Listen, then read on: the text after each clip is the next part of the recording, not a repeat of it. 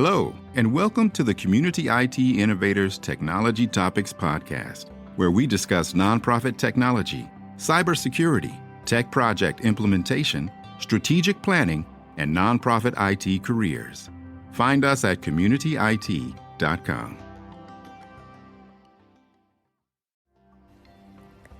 Thank you for joining this Community IT Podcast Part 2. You can find Part 1 in your podcast feed if you subscribe wherever you listen to podcasts. Welcome everyone to the Community IT Innovators webinar series. And we're so happy that you could join us for today's webinar on our updated nonprofit cybersecurity incident report. This report will look at the different types of attacks that occurred in 2021 at small and mid-sized nonprofit organizations in our network. Using real data, Matt Eshelman, our Community IT CTO, will show us trends in cybersecurity attacks and give tips on how to respond and on prevention. You can always follow up with Matt afterwards. We will have his contact information to get some time to talk to him because we know we won't be able to cover everything today. It's a pretty big topic. We also have several free cybersecurity resources on our website if you haven't looked already, including a short self-assessment quiz. There is a downloadable playbook that walks through our cybersecurity framework in more detail. And there are multiple previous webinars on cybersecurity available as videos, podcasts, or transcripts. And all the links that we talk about today or drop in the chat, we're also going to make links in the transcripts. So you don't have to worry too much if you miss one. We will make them all available later. I'd like to start by introducing myself. My name is Carolyn Woodard. I'm the Marketing Director at Community IT. My name is Matt Eshelman, and I'm the Chief Technology Officer at Community IT and the author of the incident report. So this is our fourth time that we've been delivering this incident report, which really looks at the unique cybersecurity incidents that face our nonprofit clients. So Community IT supports actively about 150 different nonprofit organizations, which represent about 6,000 staff. So we have a unique perspective on the cybersecurity incidents in this sector. So just a note, again, sample size of the organizations that we work with, we started off supporting, about 5,300 devices. We ended up the year supporting about 6,000 devices. And so, this is the data that we're gathering through our service desk to, generate the report information that we have. So we've grown over time and we've been able to have a broader impact to support organizations regardless of their geographic location because of our, the support tools and the capacities that we have. So before I share the incidents that we responded to last year, I'm going to launch another poll here to get a sense of the biggest cybersecurity concerns for the audience today.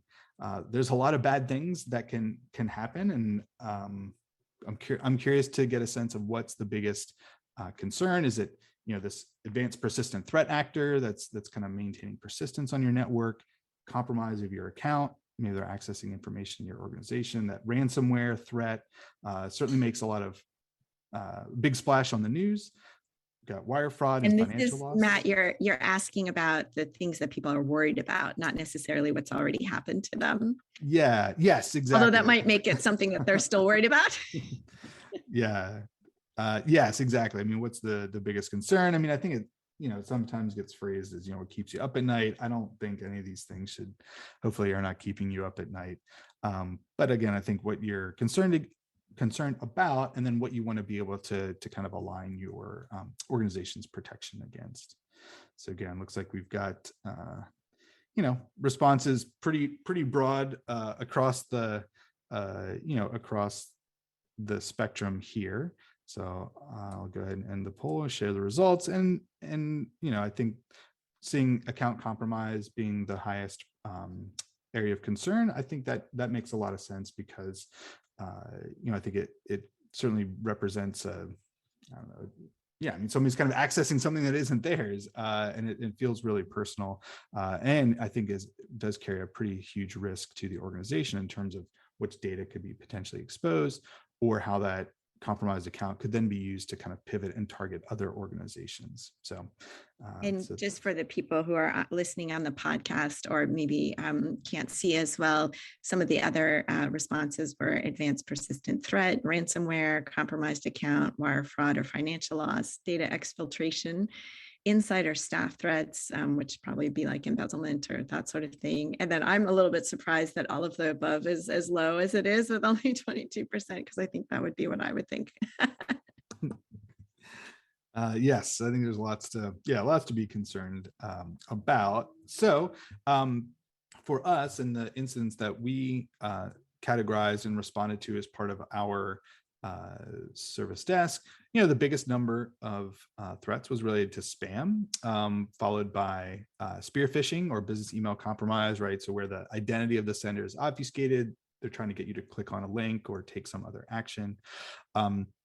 We had this year, for the first time, we've kind of broken out our account compromise from suspected down and then confirmed. So again, in some cases, that account compromise suspected could manifest itself as part of that business email compromise, right? You get an email, it looks like it's coming from the executive director, maybe it's not clear. And so some additional investigation is really required to make sure that we can confirm that, yes, even though the email address says it's from your executive director, whenever we look in more detail, we find out, oh, this is actually a spoofed account. And so the account is not compromised, but there's some spoofing going on. So they're faking the address. And so we had quite a few of those suspected account compromises occur last year. And then we did actually have 32 confirmed account compromises that we had to respond to across our client base. You can see that we have a kind of a new category this year, or for the last 2 years, went back to look at brute force attacks.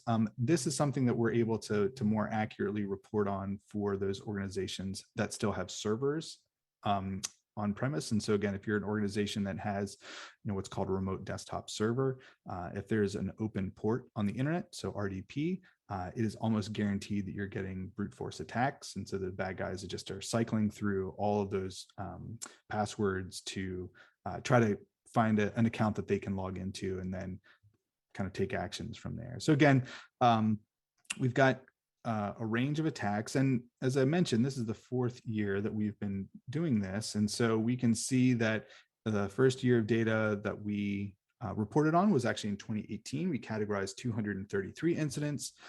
In 2019, that jumped up to a little over 500.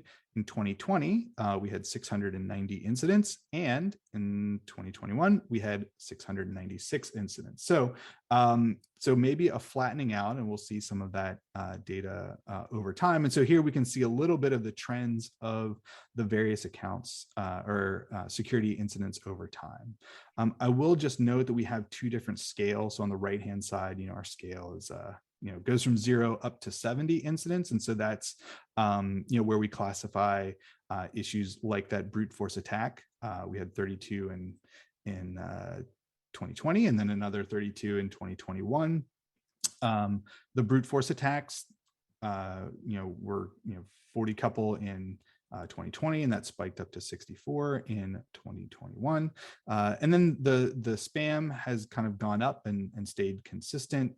And then we actually saw a little bit of a decline in the spear phishing data, which is a little bit easier to see. The other types of incidents that we respond to, again, ransomware, we did have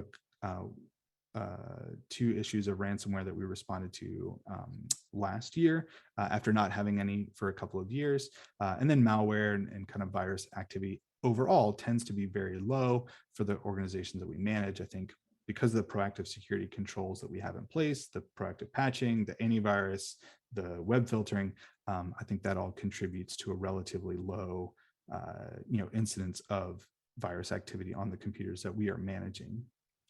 Matt, we have a quick question from chat of what is advanced persistent threat? Can you remind us of what that is? Yeah, so the advanced persistent threat, the definition there would really be a state-sponsored actor. So again, Russia, China, North Korea, all a number of countries have significant cyber, kind of cyber capabilities that are really operate in a slightly different with slightly different incentives than kind of cybercrime. Cybercrime, right? They're there to make money. Ransomware, that's kind of the tools of the trade. Advanced persistent threats are really interested in maintaining access and kind of getting data and learning about that. That's why think tanks and policy organizations tend to be targeted. They don't see as much ransomware activity, but they really do see really sophisticated threats from state-backed threat groups that are trying to get access to their networks. Again, excellent. Thank you for answering that. I just want to make sure we're keeping up with the time as well. So great. So here we can see, email security incidents over time, I think, has flattened out a little bit. And we even see a reduction in spear phishing. I think one of the reasons whenever we were going back through the data is that we saw a pretty big increase in the number of email protection tools that we were able to deploy last year. And so here you can see some of the business email compromise protection tools that we used. We went from having 1,500 seats deployed at the beginning of the year to over 2,400 seats at the end of the year. And so I think that does, that to me makes a impressionable difference in terms of the actual number of incidents that our clients are seeing, because the security tools that are put in place are actually doing what they're supposed to do, which is removing or blocking those malicious emails from reaching the inboxes or removing them after they've been delivered. But I think, again, with the data that we see, this is from the Verizon data breach incident report, basically every organization, is experiencing malicious email. So here, this chart again shows like company size from 0 to 10,000, on the bottom, malicious URLs, if you've got 50 people, you're almost guaranteed to receive malicious email that has like a malicious link in it. And then you're almost guaranteed to kind of receive malicious packages. So again, these would be like mobile files, trying to get access to systems. So again, every organization is really targeted heavily through email-based attacks. And so I think it's worthwhile, investing in protecting there. On the device and identity attacks, that kind of is going up and down as well. The brute force attacks on remote desktop servers is a really big threat area that we're working with our clients to kind of try to decommission those systems and shift away, because they do represent such a significant risk to the clients. Again, if you have on-premise servers that are open to the internet, that's a really risky scenario to be in, and it's important to take extra precautions to secure and protect those on-premise resources from those external threat actors. I love all of these charts and graphs, Matt. Thank you so much for putting this all together. Can you talk a little bit more about trends and like some takeaways that would help us, kind of focus how we understand this data? Yeah, I think it's good. Lots of numbers, lots of data. So what do we do? I think the one thing that was interesting for me to see is that maybe a cybersecurity incident's holding steady. So we added several hundred several hundred users that we supported last year, but even with growth of 10% of our 15% growth in the number of clients that we support, we still saw basically about the same number of security incidents. So that's positive, I think, to me. I don't think cyber issues are going away anytime soon, but I do think that use of these tools for email protection helps address that kind of big category. I think kind of going back to the beginning slides that we had in terms of the overall landscape, attacks against big vendors like Kaseya, like third party as a way to compromise systems is something I think we all need to be aware of. Again, in 2020, the Blackbaud had a security breach. So I think that type of attack is not going away. It's not going away anytime soon. And so I think as organizations rely on third-party vendors to provide services and host data, it's important to understand, kind of what protections are in place, how your data is being managed, how you can recover. So, just because it's in the cloud doesn't mean you can kind of forget about it. So I think that's an important takeaway. I think, it's also from the data we saw, account compromise is still at a very high, it's a very, very high level there. And then again, I think implementing the right tools can help reduce the risk. So again, if you are taking the steps to implement the advanced email protection tools, that really reduces the risk. If you can implement security awareness training, I think that can provide education and capacity building for your staff to kind of know what's malicious and what's not. So again, I think all of those things help to contribute to helping to just protect your organization and your organization's data a little bit more. I think, kind of the other data analysis, those advanced persistent threat actors really do target policy and think tank orgs, and that, continues to be something that we are seeing increasing sophistication in terms of how those attacks are occurring. We also see that if an organization has been compromised once, then more attacks are likely. You kind of get on the bad guys list, and they know you and your organization are out there. And so if you have had an account compromise, it's likely, or if you've had some other sort of data breach, we see a lot more activity or interest from those providers, kind of over time. I would say, we work with some social service organizations. I think we see more kind of business email compromise attacks there, kind of targeting that, kind of that sector more so than some of the other some of the other organization types. And then I think the other thing that I would just highlight is that MFA is incredibly effective in preventing account compromise. So kind of tying back to the number of accounts that we saw compromised in 2021, which is 32, none of those users had multi-factor authentication enabled on their accounts. So it's just a really striking statistic. I think it's why we see in many cyber liability insurance applications that they are demanding that multi-factor authentication be enabled. And we can see it in the data. So again, none of the account compromises that we responded to, the staff had not turned on MFA. And so I think at this point, it's really a key security control that every organization needs to have deployed across any solution that they can log into from the web. We have a couple of good resources on our website about multi-factor authentication, and just kind of briefly explaining how it works. And we even have a little training video of how it works and why to require it. So you can look up those resources on our site. But we haven't had we've had a couple of questions come in, but we've answered them as we've been going along. But I wanted to just pose this question of why don't we see 100% of nonprofits adopting multi-factor authentication to keep their accounts more secure? Mm-hmm. Yeah, I think it's a good question. I think for many organizations, it's because it's not just a technical solution that can get turned on in the background. It requires your users to kind of take some proactive steps to implement. It's because organizations have not, or vendors have not made it a requirement. That is starting to shift. This year we saw Salesforce make the change. MFA is now required for all accounts, and so my hope is that we see much more adoption of multi-factor authentication.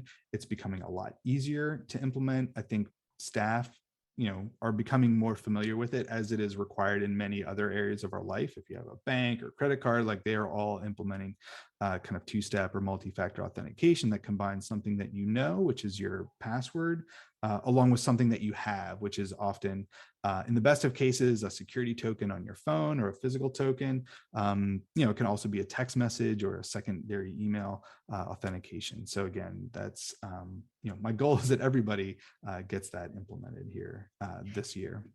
We have a couple more questions coming in, but we do have a question slide that's coming up in just a couple of slides. So I'm going to ask this one first for us, the why don't nonprofits invest more in cybersecurity? And that's a big one. So I don't know if you have thoughts on that. I don't know. I mean, it's a rhetorical question, I think, to some extent. And I think, organizations are really focused on the kind of the mission and kind of anything that, cybersecurity feels like a luxury to some extent. It's like an extra.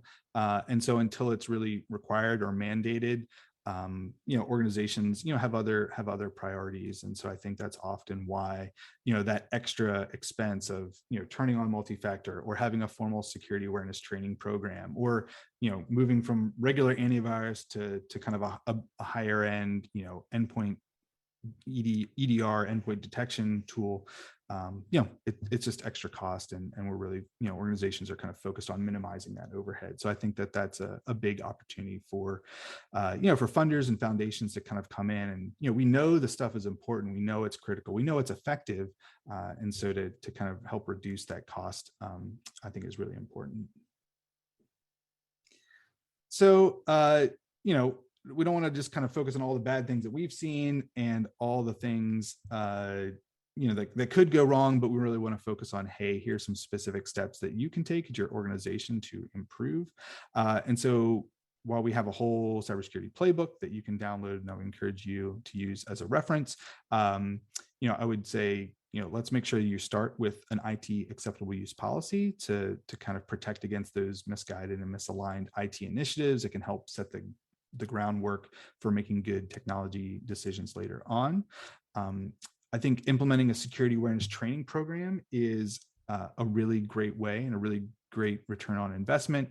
So, not just relying on ad hoc training or free resources, of which there's lots of good free stuff, and we have free stuff on our website, but having a formal way of testing, training, and engaging staff, I think is a really great step to take. And then finally, turning on multi-factor authentication, not just on kind of your primary Google or your primary Office 365 platform, but carrying that into the other systems that we use. And I know organizations are using 5, 10, 15, 20, different cloud-based solutions. And so just think, if you can log into it over the web, the bad guys can too. And so putting that speed bump of multi-factor authentication is a really effective way to ensure the integrity of your accounts there. And I think people are a lot more used to having to do some kind of secondary authentication, like when you log onto your bank account or what have you. So it's not as big of a lift as it used to be. I think if we go to the next slide now, I want to be mindful of time. I'm going to put into the chat as well. We have more information on all of these core cybersecurity functions that we can talk to you about, provide. We can do assessments. There's a self-assessment quiz on our site as well. But I really want to make sure that we get to our questions. So Matt, there are some questions in the Q&A tab if you want to have a look. And then there are also a couple that have been sent in through chat, which I think one that a couple of different people have asked about is SSO, secure sign-on, single sign-on. Mm-hmm. And how that relates to MFA. Yeah, so I think that's a great question. So if you look at our foundational security control, we would suggest everybody start with a password manager, right? So a way to store and manage and generate unique passwords for all the different sites that you have. Single sign-on kind of takes that to the next level. So instead of storing 40 passwords for 40 different applications, you use one password with multi-factor authentication that then has access to those 40 different applications. And so from a workflow perspective, it makes it a lot easier to support and manage and monitor those authentications into all of those different systems. And so if you can do single sign-on, I think that's a better way to go. It's kind of streamlined. I think you need to be of a certain size, and I think a certain sophistication to do that. I think we start seeing organizations tackle SSO whenever they get to be 20, 25 staff and up. So again, if you are in Office 365, you can do single sign-on through Microsoft's enterprise applications. It's a very good platform that has native integrations with many tools. Okta was mentioned in the chat again, has a really nice single sign-on platform. They do have nonprofit discounts, and so that can be another good tool to use. Okta has also had a security breach of actually a third-party vendor that they used, and I think they have not done a particularly good job of communicating with their staff and customers about that. But I think these sorts of things are unavoidable. And so I think the solution is not to kind of go back and say, well, we're going to go back to having the server in our office and everybody has to come into the office and we're going to have all of our applications on premise. But I think organizations need to have good systems and processes in place to understand what data they have in which system and how it's being used and accessed. And so whenever a vendor does have a security issue or a security incident, then you're able to react and respond. And then I think it's also important to have a good vetting process to, when you're working with third-party vendors, to understand, do they have a good process in place? Do you have confidence in that? What steps are they taking to secure your data and, provide response whenever there are issues. So there are so many good questions in the questions. I know we're not going to get to all of them. I think maybe if you go to the slide that has your contact information, and that's available on our website as well, so people can get to it. If you put a question in and we didn't get a chance to get Matt to answer it, I will include those in our transcript, and then we'll have a little written response from Matt about what you should, think about or do. So we're going to answer all the questions. I just don't think we're going to have a chance to get to it right now. I want to just make sure we let people know about our next webinar, which this is going to be a panel talking about building a foundation for IT innovation. So I think a lot of us have maybe I'm seeing from some of the questions too, like when there are some tech projects that just don't work, and there are some tech projects that are really fantastic and help you out a lot with your efficiency or effectiveness or with having greater security. So this webinar is going to talk a little bit about a framework to think about your organization, your culture, your assets, and when it makes sense to invest in either an innovative technology or an innovative use of existing technologies that your nonprofit might want to put together in interesting new ways. So we know that nonprofits are always trying to get a lot out of, as much as they can out of what they have. So that's going to be an interesting webinar, and I invite you back to it. I just wanted to make sure we go back to our learning objectives and talk about our takeaways. So the next slide, Matt. I think we covered everything we were trying to cover. Matt gave us a good overview of the cybersecurity landscape and our approach to cybersecurity, the different layers that you need to have. And if you need more information on that, of course, we have our playbook. Thank you so much, Matt, for going into depth about the definitions of the lingo and the types of incidents that we're seeing, new incidents, old incidents that are coming back, incidents that are should be concerning to all of us, as we saw in that poll. And then we did talk a little bit about basic steps to take to security or nonprofit. I see in the chat, I think a lot of people have a lot of really good questions. So that means you're already thinking about it and doing your research and maybe struggling or confident in what you need to implement in your nonprofit. So that is great to see. And I think one of my takeaways, Matt, from something you said earlier is that it's difficult not to see this as just a cost. But if you think about it as an investment, I think that makes a lot more sense. So you're preventing larger costs down the road by making an investment now, and that nonprofits who can see that as an opportunity maybe have a step up on nonprofits who can only see it as a cost and have difficulty making that investment because they just see it as a cost. So Matt, I just wanted to thank you again so much for helping us think through this. And I don't know if you have any final words you wanted to leave people with. Yeah, I mean, I think there's been lots of good comments here about multi-factor authentication and the importance of that. And I would, kind of wholeheartedly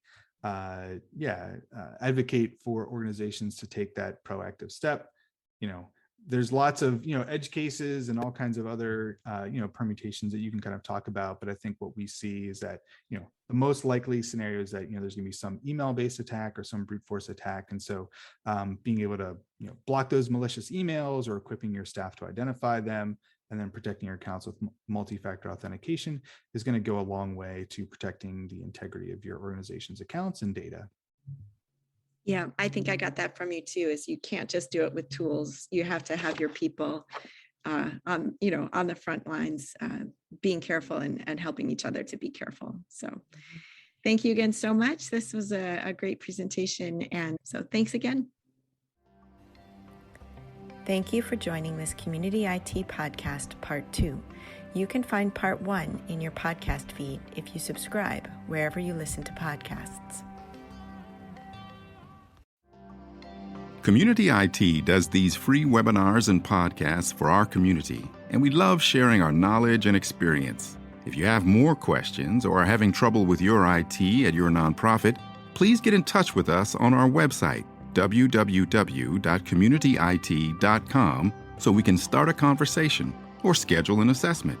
Downloading any of our free resources there will get you signed up for our webinar reminders, and you can attend our next webinar in real time and ask our experts your own questions. If you love podcasts, please subscribe and leave us a rating to help others find this leadership resource for nonprofits.